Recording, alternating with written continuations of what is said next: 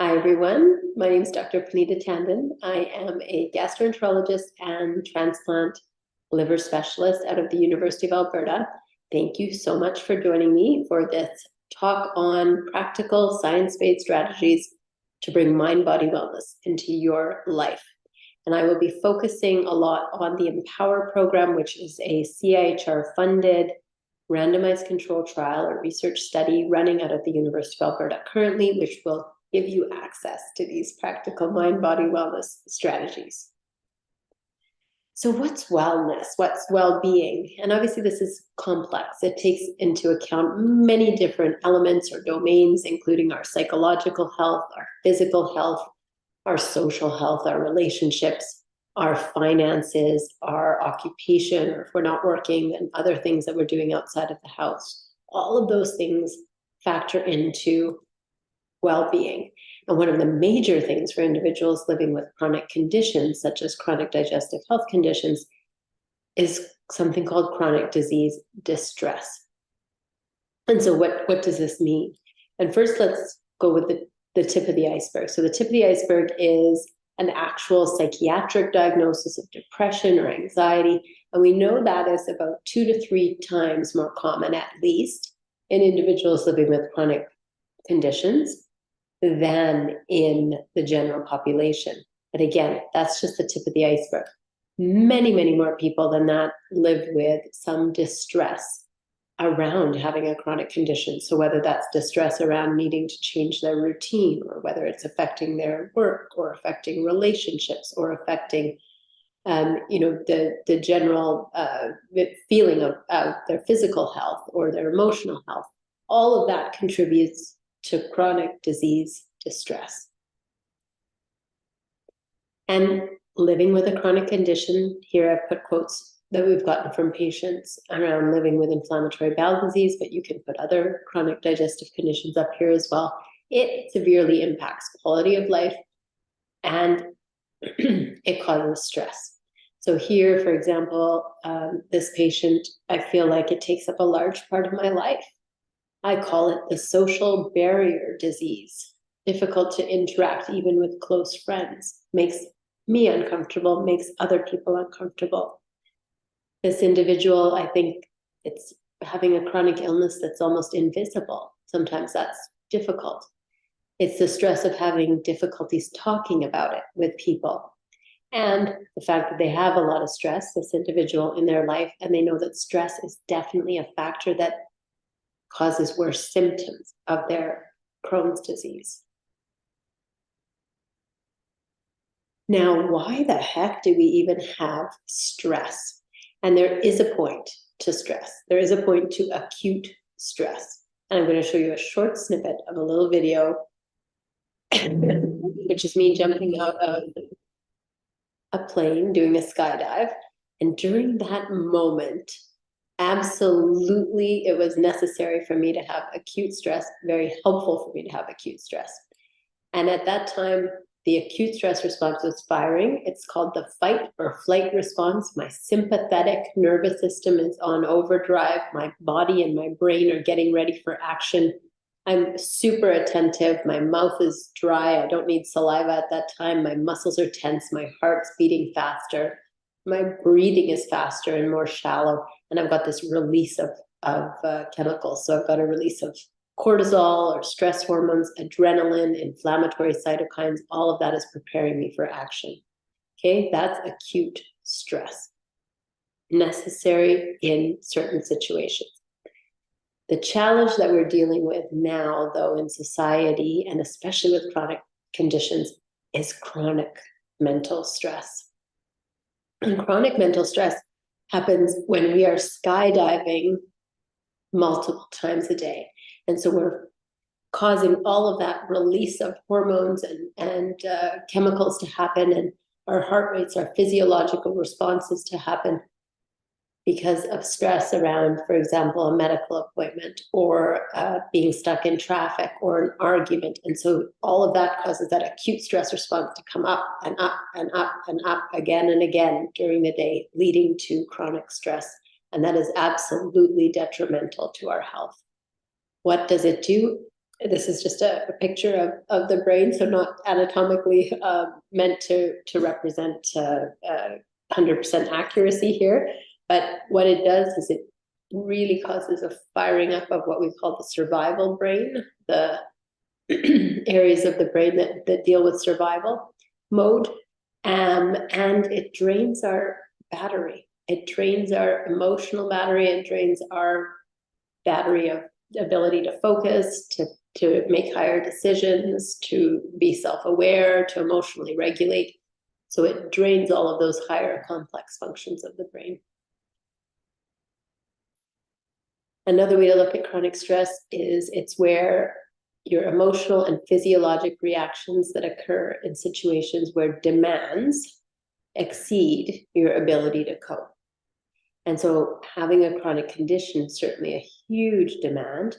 There's many, many other things that also affect us in life, in addition to what's going on with the chronic condition, that are also significant demands.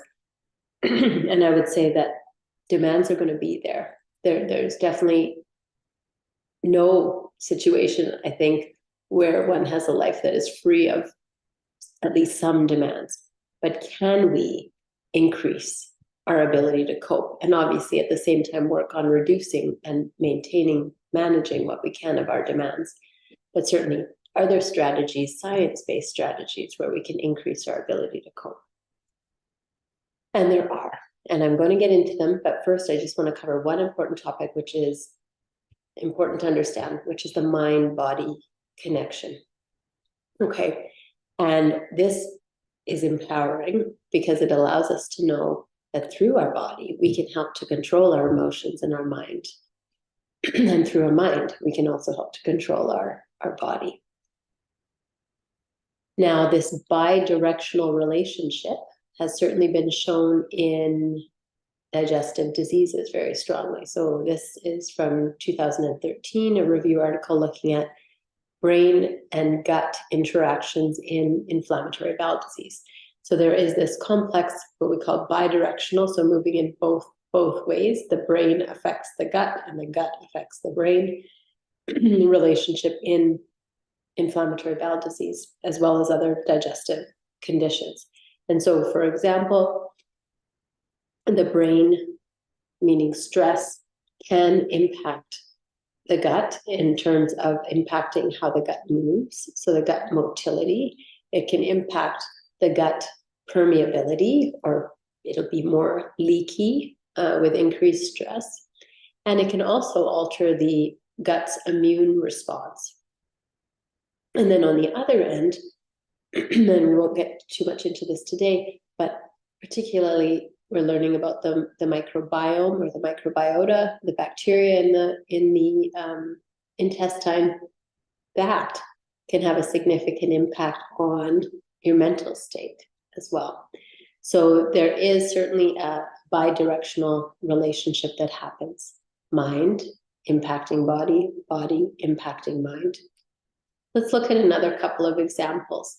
This is a study from 1992. And here, let's look at the heart. So it's looking at how does emotional stress impact heart function. And again, just to give you the concept that your emotions can have an impact on your body. And that's something we can ideally learn to control. So in this study, what they did, they asked participants to recall an event that had caused them to feel really, really angry. And with that recalling of that event, they measured the heart function of these participants. 40% of them had a measurably significant reduction in the ability of the heart to pump when they were recalling that feeling of anger. 40%. This was another interesting study looking at 334 adult volunteers. Again, how do emotions affect the body?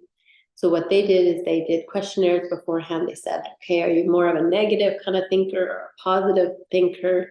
Is your style more negative or positive emotionally? Then they put them all in a closed quarters, and they dripped the virus that causes the common cold. They gave them nasal drops. So the rhinovirus nasal drops were given to everybody. And they found that those individuals who had more of a positive emotional style, that was actually protective against developing a cold, whether that was measured by objective measures, so objectively looking at a scale for yet they have cold symptoms, or subjectively, as described by the participant themselves. You can see the black is low positive emotional style. Those with low positive emotional style, more colds. Lower immune function is the hypothesis.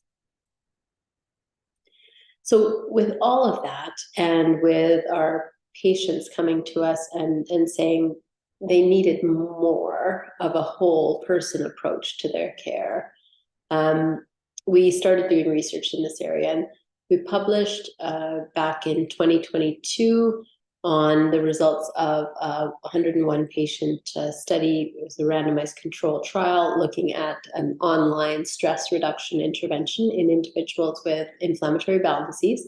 And we published a paper alongside it, which was the patient voice, so the qualitative research or qualitative feedback.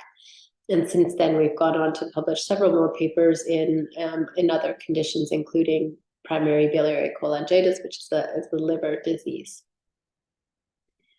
I'll just point out the very basic results from the study of 101 participants with inflammatory bowel disease. They were young, mean age was 43, half had ulcerative colitis, half had Crohn's disease. And we found significant reductions in depression, anxiety, and perceived stress after a 12-week online program. Really high adherence rates, so people stuck with the program. Greater than 90% of them made it all the way through and engaged in the activities that there were. And we got a lot of participant feedback, including things like that concept of encompassing the whole person instead of just looking at a disease as a physical thing, so just treating the gut inflammation, rather looking at the whole person. This participant said that the program gave them mental fortitude to combat when things went bad, that the benefits radiated out from this individual to others around them. This individual felt they had so much more energy. This individual said, I get into an emotional situation, it's like, okay, you can breathe through this. And as I'll go through with you, breathing is one of the techniques that's very practical in your pocket at any time for you to use to deal with acute stress. So this individual was using that technique, where their stomach would cramp up and I would be like, okay, it's not a flare-up, it's just a setback, and breathe through that. The evening meditations for this individual helped them to sleep, and this individual felt that the program really empowered and strengthened and balanced them. So we've had hundreds of interviews actually now with the various programs that we've done. And I must point out that I'm here presenting this, but this is clearly the work of a large team and lots of great sponsorship from the CDHF as well to get this study out there as far as awareness being raised. And so the study that we are currently running, which will provide very practical strategies that I'll go through in some detail in the coming slides, is called the Empower study. And like I said, it's a CIHR funded study. And what our goal is with this is twofold. One is to teach individuals how to decrease the acute stress response. So take that alarm bell fire acute stress that happens and releases all those chemicals, take that down and damp it down and give you techniques to reduce that acute stress response. And the second thing is powering up the rest of the brain. So powering up the parts of the brain that are responsible for higher level thinking, emotional regulation, self-awareness, really charging up that brain battery. And as a result, leading to increased happiness, reduced depression and anxiety, feeling more alert, feeling less reactive to negative emotions. Okay, so just to talk about what a randomized controlled trial means and what the three arms of this particular trial are. If you were interested in participating, it's like a flip of a coin. Basically, if you met eligibility criteria, You would be randomized to the control group. A third of people would go to that, and they get the program after 12 weeks. So they still get the program, but get it after 12 weeks. Or else the first intervention group who gets the program right away, along with ability to attend group sessions for movement and mind-body wellness practices. And the third group would get the program right away, and they would get access to the group sessions. They would also get weekly touch points with one of the research team members. So those are the three different groups that one would be randomized to if interested. Recommended time commitment is 90 minutes per week, although we do keep it quite flexible, recognizing that everybody has different schedules. And there's a lot of variety in there to choose from. There is 30 minutes of surveys at the beginning and at the end of the program. All right, so what do we have in this program, and what's the science to support it? First, we have an energized portion of the program, which is mind-body wellness techniques. And we'll go through this, but this is movement, breathing, meditation, and sleep-based practices. The second part of the program is called our life skills part of the program. This is based on psychology-based programming done by our team psychologist. And you also get tips about either inflammatory bowel disease if you're in the IBD stream, or about general digestive health. And that is so disease education. And this one, for example, this tip from your care team this week is around diet and inflammation. And then lastly, there is a community element. Like I mentioned, there's group classes that can be joined, and you are doing the program with many other people who have your same condition on the program. And so you can cheer them on as you do your program. Now, the life skills, or the psychology part of it, these are the different topics that you would go through each week. And each week you get new content unlocked. It's based on something called acceptance and commitment therapy, which is a very evidence-based psychology theory that looks at accepting your current state and moving forward in your life with recognizing what your values are and moving forward in a direction that is consistent with your values. This has two major components in our program. One is around sticking to healthy habits, and the other is improving mental health. And there's fun games in there. So there's a values game where you get to go to a desert island and figure out what your top 5 values are. And there's also another really favorite part of the program, which is learning about something called pacing or battery management. So learning about what drains your battery, learning about how you charge your battery, and being intentional about what you're spending your battery on, okay? And that, again, comes back to values. Now, the second part of the program that you get access to is the energized practices, and this has been a lot of fun as well. And again, this recharges the brain. So there is movement that you can access. There's movement that progresses across the 12 weeks in 5 different streams that you can choose, anywhere from chair movement that's gentle to more advanced, to Tai Chi, a whole Tai Chi program for strength and balance, and then 2 levels of yoga programming that you can choose from across the 12 weeks. What's the science behind that? Why do we put movement in there? Man, there's a lot of studies on mindful movement. And so we've got a few studies that I've put up here. But for example, you can see yoga reducing stress, reducing exhaustion, impacting inflammation. So reducing inflammation, improving immune system function. And then I've got this study down here on Tai Chi. So as we age, our gray matter, our brains, slowly shrink, all right? What this study and several others have shown is that if you're a practitioner of something like Tai Chi or yoga, your brain does not shrink as much. And these practices have been associated with reduced rates of dementia as well. So it really keeps that cognitive function more intact. I found this study interesting which is again another benefit of doing the movement practices, is that it can improve your strength, your core strength, and improve your posture.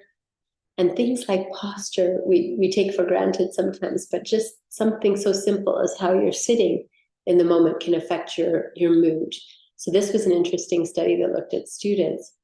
And what they did is they got them to either sit in a collapsed kind of slouching head down pose, or sit straight, back and neck straight, and sit with erect body posture.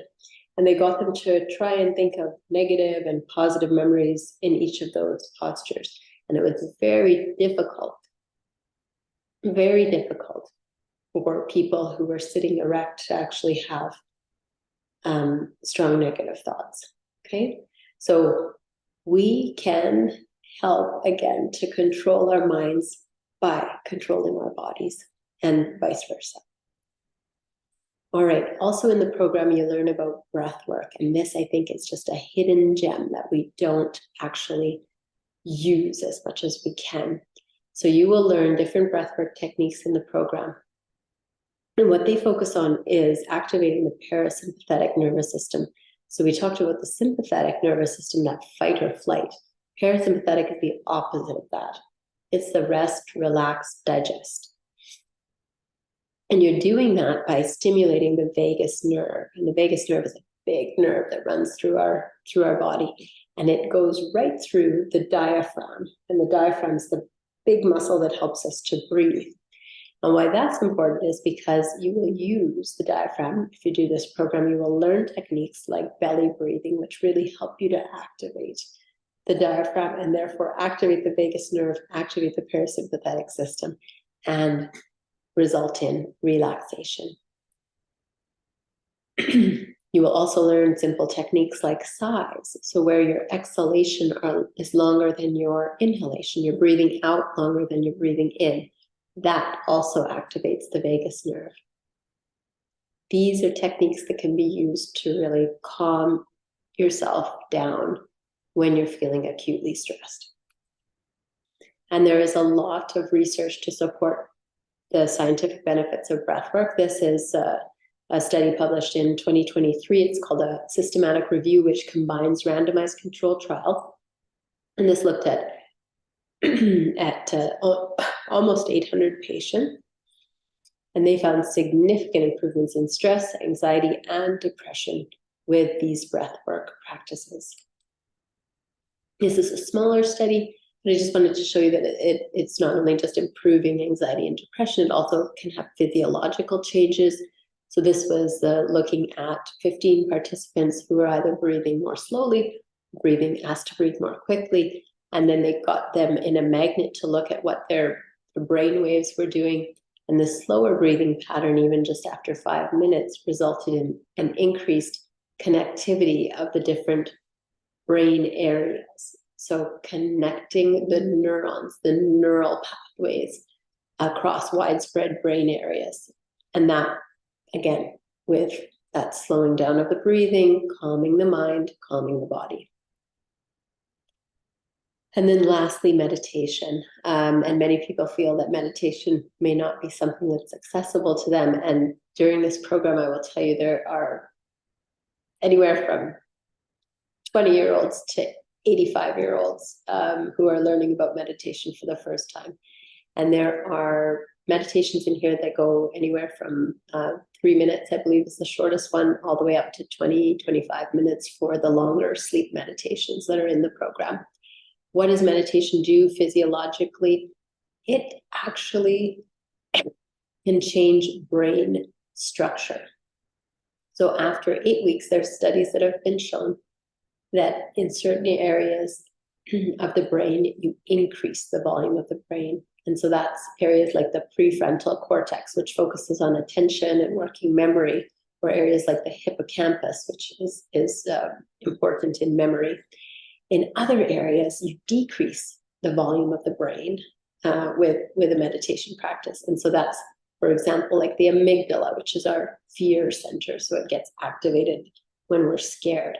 That shrinks in size with meditation over over a consistent period of time. You can also get changes in brain function. So you improve focus and memory. It decreases the wandering of the mind that happens. It improves emotional regulation, so you're not as reactive to situations. And similar to the breath work, it increases the connection between different brain regions. Now, within this Empower program, there's also sleep practices, because sleep is such an essential part of well-being. And so there are practices in there to help you with sleep hygiene, as well as meditations to help with sleep.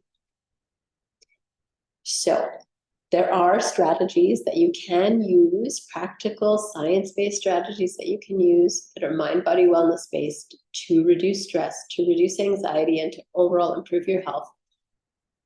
You can learn those in this Empower program. It might be for you if you have access to the internet and a smart device of some sort.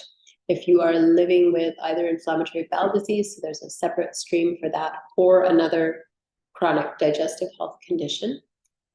If you want to learn techniques to reduce stress, to improve your mood, and to deal with emotional ups and downs. And of course, if you want to contribute to research to help not only yourself, but help many others in the future with the evidence that will be built. And I will end with this slide, which is the QR codes to register for the program. So you can register for the chronic digestive disease stream here, or the inflammatory disease stream here. You can email at empower@ualberta.ca with any questions, and you will get access to an orientation session with one of the members of the team before you start, who can also answer any questions before you actually commit to finally being involved. So I will end with that, and thank you so much for your attention. And just know that although stress, anxiety, depression, chronic disease distress, all of these are more common in individuals living with chronic digestive conditions, there are things that can be done. And so I would encourage you all to empower yourselves. And yes, I would look forward to seeing you as part of this program. Take care, everyone. Thanks so much for your attention.